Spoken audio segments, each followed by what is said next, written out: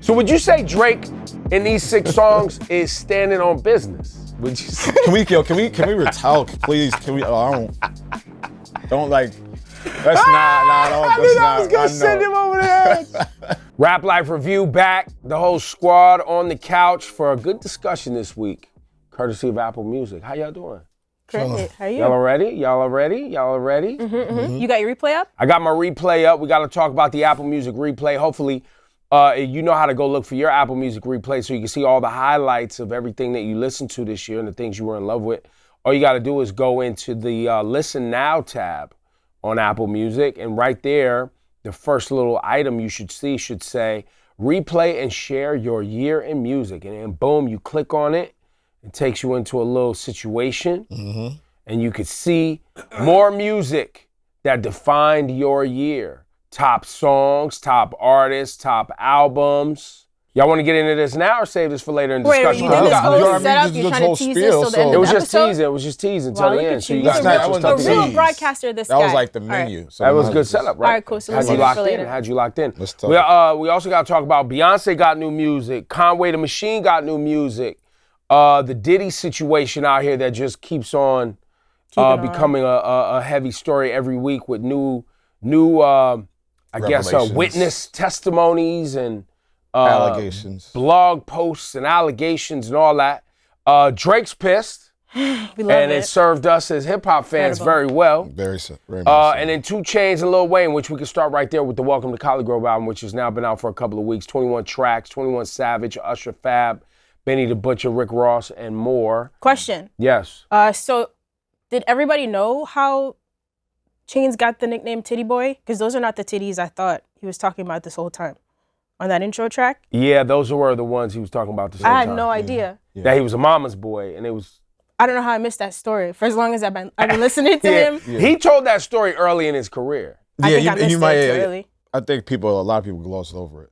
Yeah. So, but he's and there's also too, because unless you're like, 2 Chainz or you from down around there, I'm not calling another grown man Titty Boy anyway. So I just had skipped over that myself. The name change served him right, but yeah, I missed that. So I'm glad 50 clarified that on the intro. That shit really caught me off guard. No, and I love the 50 narration. Yeah, I liked how they broke it up into scenes. Yeah, made it a movie. Made it an actual movie. Like they shot it. Like it was pretty well put together, like promo-wise. Yeah. But the album itself, you were talking about some of the beats on the project didn't really mesh. Well, I was feeling like that, with the dominance of the Griselda Alchemist, combination sound of samples, slowed down flows. I love all of that, right? But I didn't know or expect to hear a few of those on the Welcome to College Grove, which I'm happy they're there, but I also didn't expect it from 2 Chainz and Lil Wayne, because as artists, I've heard them on soul samples before and different slowed down records, but generally speaking, they lean in a different direction. No, I like the record PPA with Fab, and then the Oprah and Gayle with Benny. And those two are slowed down and sample heavy. And there's another one I forgot about that. And shout to Danger too, by the way. Yeah, but I wasn't I got what I expected. Got it. You know what I'm saying? My only problem, and I have a lot of problems. Stop right there. That should be end of thought. I have a lot of problems. When it comes to that, no, this is like the heaviness of the tracks. Like it's 21 records. It's like that's too many. It's too many to get through. Like I think there's about 13 or 14 that can make that album very, very, very solid. So more concise would have been better for you. But all in all, a great project. Yeah. And the same thing I said about the Meek and Ross joint. Just too much music. What about for you there, Nadeska? There's a couple songs on it that, like Low. It's always a lot to get through the full albums, but songs like Pressure and Long Story Short, Long Story Short. They were just like fun beats, and like I enjoyed those songs, but I don't have like a full deep dive on the project. Got it. But it was, I'm into it. It's definitely still moving around, and I also like right now how people are putting out albums. They have pretty good rollouts, but people are continuing to stick with. And by people, I mean artists, continuing to promote and push the album after the album's already out for, many months. I think that's kind of that's the world we should expect and stay in. I think there's so much music coming out, right? There's so much content coming out all the time. It's hard for just the everyday person to keep up with it. Right. And so the more an artist can put something out, let it marinate, have multiple videos, have shows, have multiple touch points to drive me back as a consumer back to wanting to hear the album again. Because the Welcome to Collie Grove for me, definitely knew it was coming out, definitely was excited, definitely got to it when it dropped. But then there was a bunch of other music that came out that took me away from it, but I keep being reminded to go back. Right. Yeah. Because I see something on social media, TikTok, IG, or I see, you see them together. The Balenciaga fashion show. Young Money Radio. Shout out to Lil Wayne also, too, on that Young Money Radio. Yeah. Yeah. I guess that's one of the few benefits to putting out such long albums, right? Right. Technically, you should have great content to work with for a good 6 to 12 months, but some people... That's his point. Yeah. And Wayne I've did never it thought about very it like well. that. Yeah, Wayne did it very, very well. Also, Beyoncé, the movie's out. Everybody's excited. Get your kids, get your popcorn. We're going back to celebrate Beyoncé again. I'm here for you. Y'all know I'm the biggest Beyoncé fan here on the show. It's well documented. How do you wait, hold on. I don't know. Just because we didn't see the tour this year, you don't get to claim that you're the biggest Beyoncé fan around. No, right. I don't agree with that. Young whippersnapper. Because you got the most money on this couch. You wasn't where you were supposed to be on this couch. in formation when King B through the back signal. I was where I was supposed to be in formation at the Renaissance. Did you throw, He's just getting paid. Did you pay extra, for these that's tickets? Why. Of course I paid for these tickets. Bro, he paid to fly overseas to see her too. No, well, I was doing over there. a lot. I just happened to be working. So I just happened to be working. Beyonce was in town. To be working. Listen, if you're in the same zip code as Beyonce, I just find it very coincidental that you just happened gather to yourself flying over the pond. Some and of then us day can before you only start working, afford you to go to the theaters. Hey, It's sometimes okay. the universe we can is just just afford the theaters. It's all right. aligned with your chakras. You know what I'm saying? And Chakras? That's right.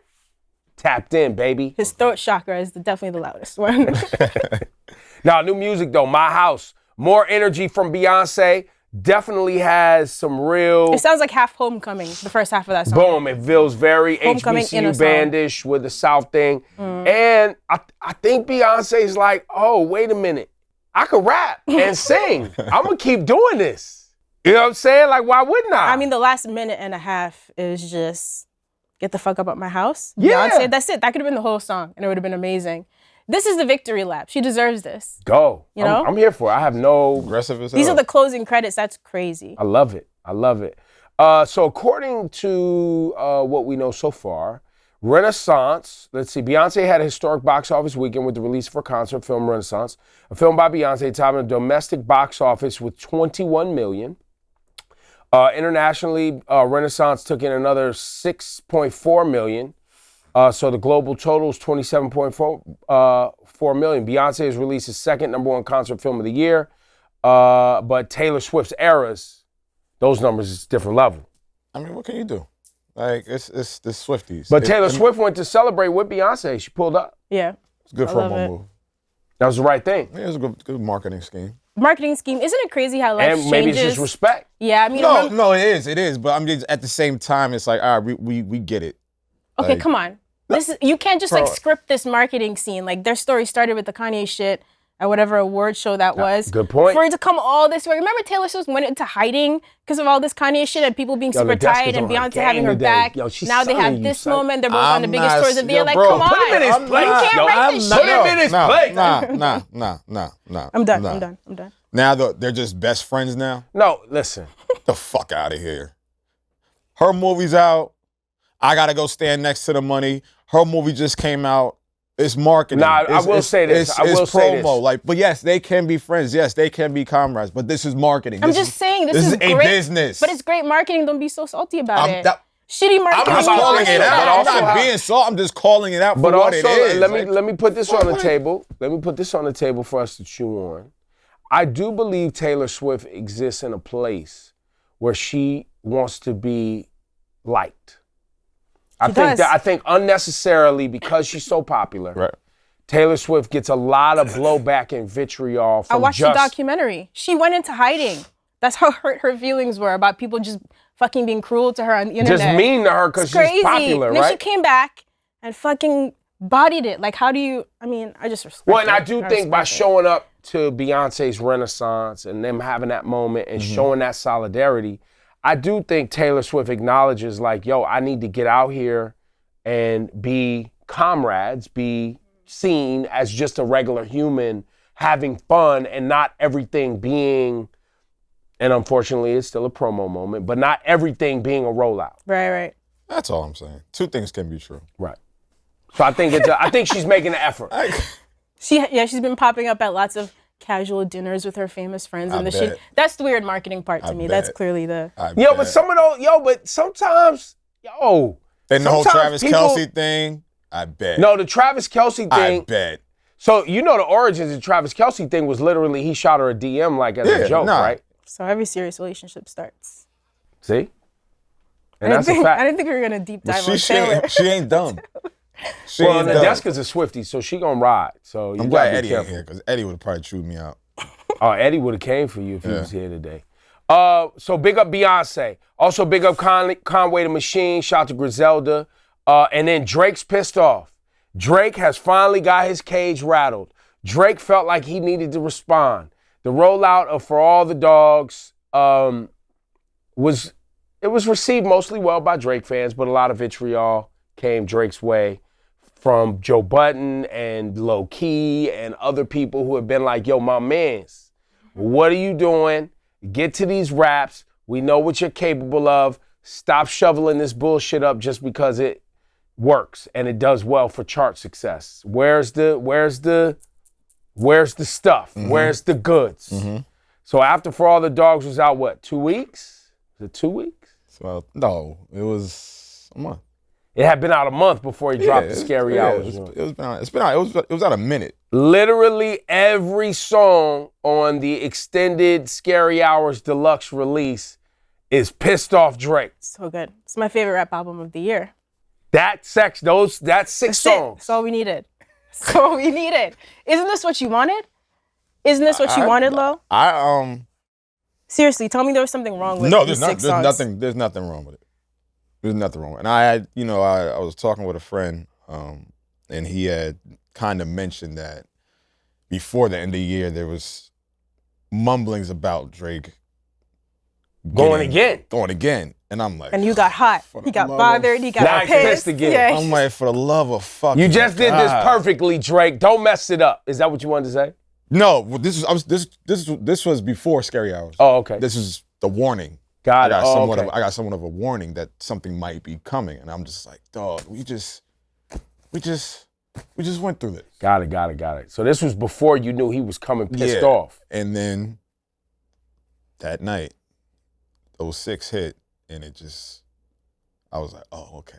And he did this in a month. Let me shut the fuck up. Because this is good. This is the rapping that he's been holding in his waist, waiting just to unleash those bullets. He put 6 in the chamber, pointed that rap gun at every critic's head, and just fired. And I have no qualms about it. The production, crazy. The structure, you got another J. Cole record, which I'm sure you're happy about. To be honest, now, didn't even need it. On that point, because First Person Shooter's amazing. Yeah. Hey, listen, when we go back and listen to For All the Dogs, I don't know if you haven't actually gone through it. No. There's fire on there. Mm-hmm. It's just intermixed. It's just intermixed with other shit that you don't necessarily want. I feel like we needed to take a beat there. We just witnessed an historic moment on the Rap Life Review. That's right. This is the first time I've ever heard. You're lying. Lo. You're lying. He gave the whole bouquet of flowers. There's not one single criticism. Not one. I didn't hear one deep sigh. When you're good, you're good. Like, and I always tell motherfuckers that. I don't care who it is I'm talking about. And I've been telling Drake fans this specifically. When shit is good, it's very, very good. And I'd be the devil trying to say like this shit ain't good. And now it's like a point of like, all right, bro, you just doing this shit, just do it. I love it. So now, I guess that's what he was trying to tell y'all all along. But now you just reminding you. Right, you have it here. Mm-hmm. Y'all can save it, download it, put it in your library. I'm giving him his flowers. Drive. This is for put it on the hard drive. But there's something to be said for somebody at his talent level doing something this concise. 6 concise records, going back to what you said earlier, I think it should be noted that a lot of times people put out projects and they're trying to please so many different audiences. And I get that as an artist as big as Drake, you have so many different audiences looking for so many different things. And so it is hard to do like a project that pleases me, Nadeska, all the different crowds, the girls, all the different crowds. Know, like the But this, the reason y'all love it so much is because it's hyper focused on middle finger to everybody who did me wrong, and it's Drake who tries to act. Does he act? Would you say Drake acts unbothered, generally speaking, like he's too cool to be bothered? Or would you just say he's unleashed his full level of petty? Because he's definitely been petty. Yeah, this is a level of botheredness that I've never really seen him at. Like you can literally tell he's bothered. Yeah. And that's like, we don't really see that. Right. So when you see like we've heard him sad. We've heard him sad. We've heard him you heartbroken. Somebody did you wrong, depressed, doubted, doubting yourself. But the irritable bother. But now y'all playing in my face. Yes. Right.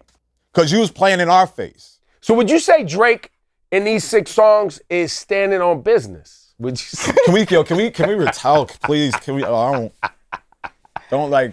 That's not. I knew I was gonna send him over the edge. I knew it. Yo, bro, if I hear that expression now it's just ironic. Now you just gotta say it because it's so annoying. Like I've never even really used the term. I've never used the term. And I started using it now just because it's annoying. Like, I don't want to see standing on business on shirts or hoodies. And you say that as you stand on business. You're just gonna overdo it now. Yeah. Like you standing on business with that. No, I'm. So last question about this Drake album. So obviously the reason he was so pissed is because everybody crossed the line, right? He's given us like a decade plus of excellent music. The women he playing because the shoe fits. So good. It's listen, but my question is, do we not give him a for pass? The women, the rappers, the bloggers, the everybody. I want to know if now, when he decides to drop his next house album or his pop album, do whatever the fuck he wants. I got what I needed. That's what I was looking for. That's it. That's what I was looking for. Do whatever the fuck you want. He just wanted to remind y'all. I got what I need. Great. You can do a folk album. It's crazy. You can start playing the acoustic. Drake does acoustic jazz standards. The flute album? You can start. You can do the sequel. You can do the sequel with Andre 3K.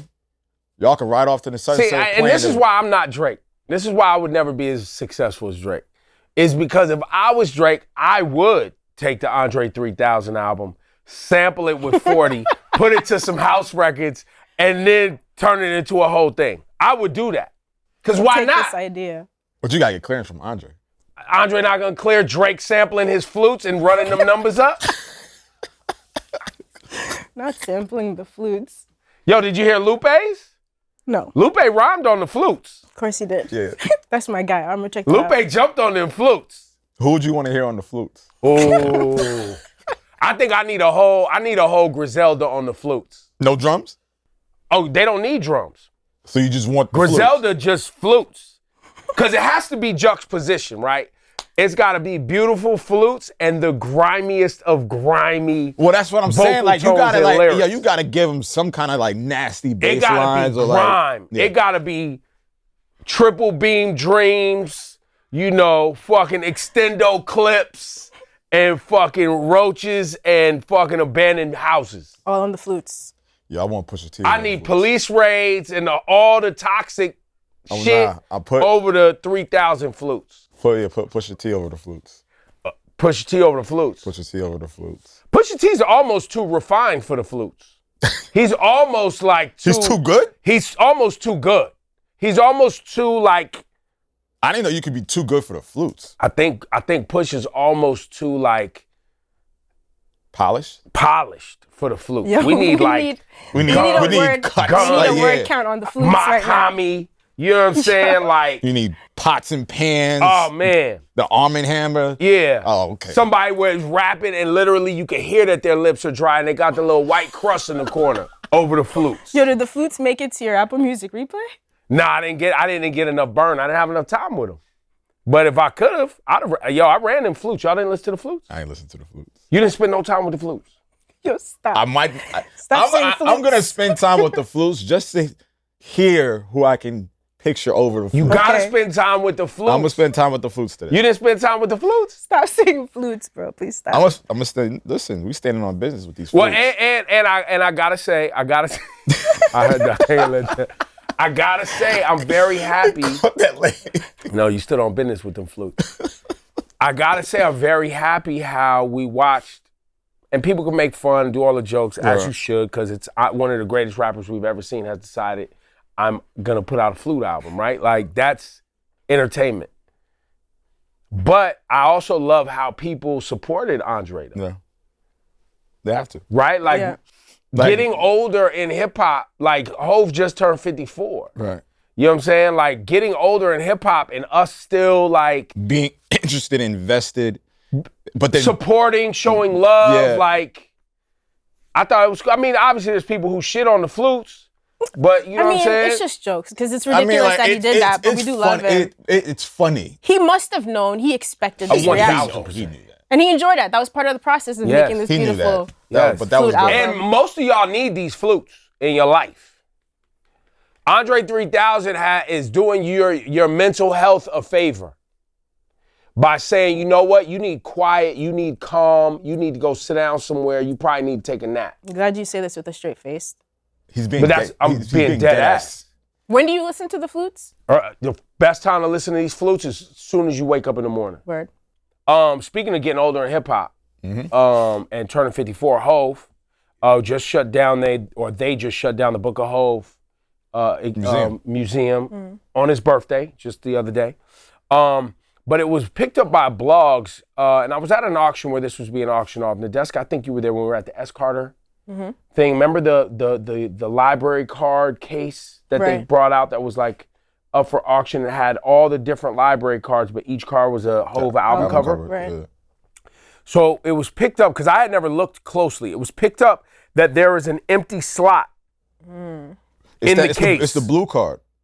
Or no, it's the next to the blue card. There's a 444, then a blue empty slot. So there's something after the 444. Yeah, that one. I don't think this one represents anything. I think this is the topic of discussion. Right. So there's an empty slot next to the 444, which 444 was his last album. And the card is the same color as the pamphlet from the exhibition. Okay. Yeah. The exhibition has Book of HOV on it.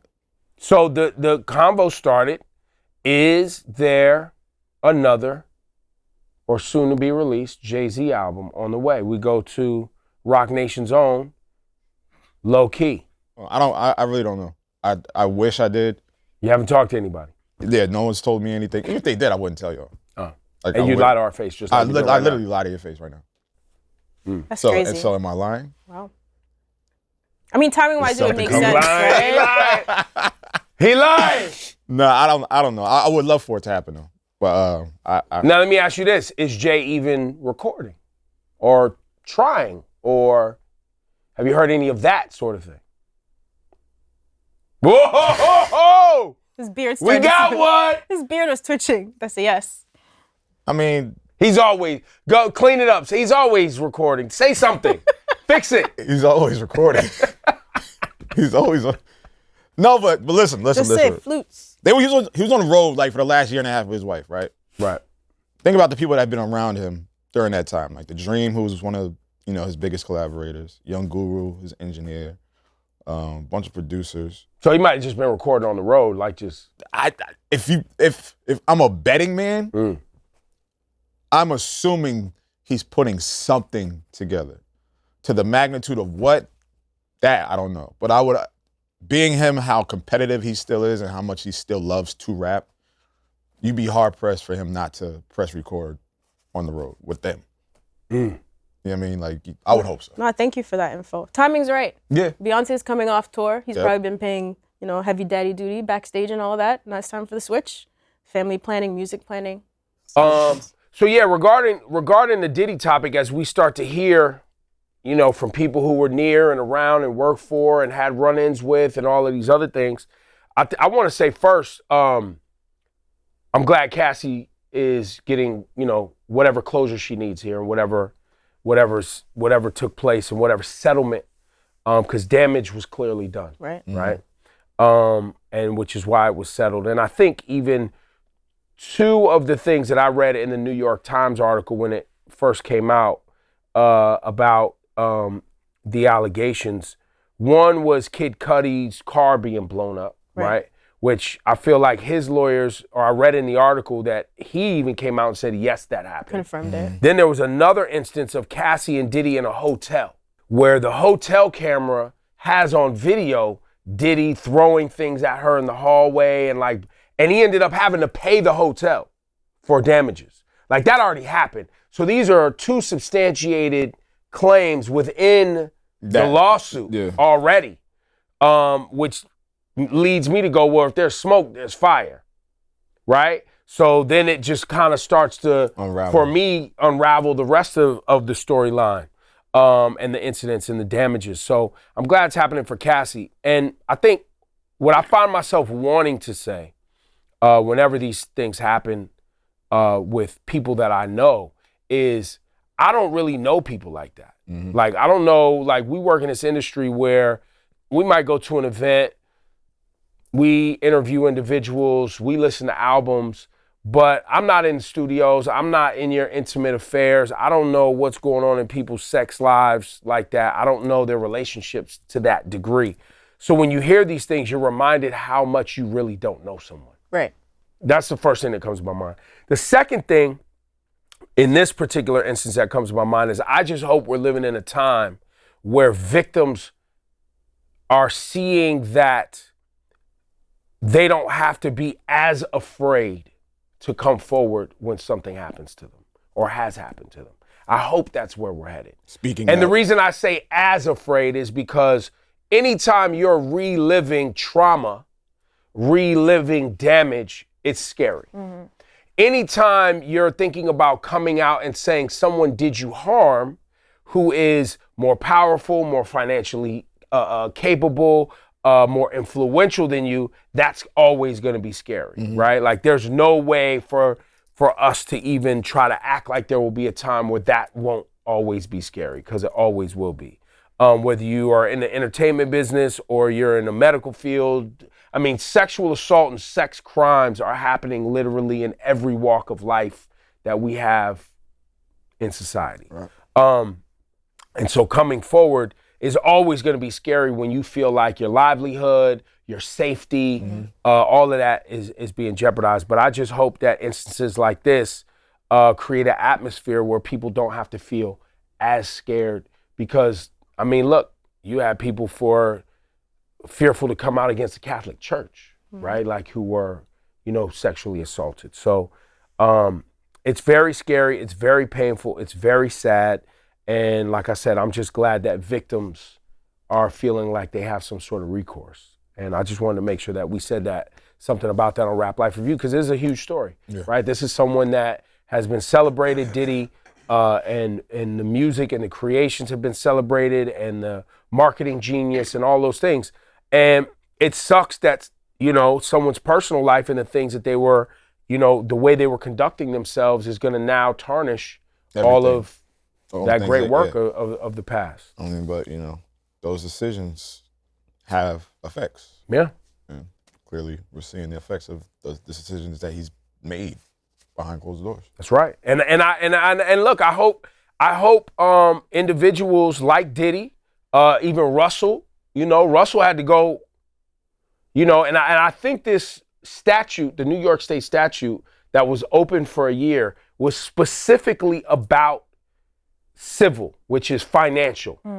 It's not as if there can be a criminal charge in these cases that are old, right? Am I saying that right? I don't know, but that's what I heard. To my knowledge, I believe, you're on the right path. I think so. Yeah. But it's just important that we know. I mean, I've talked on the show multiple times about how Diddy is someone I grew up looking up to and respecting, and I've always heard that dealing with him in business is unpleasant.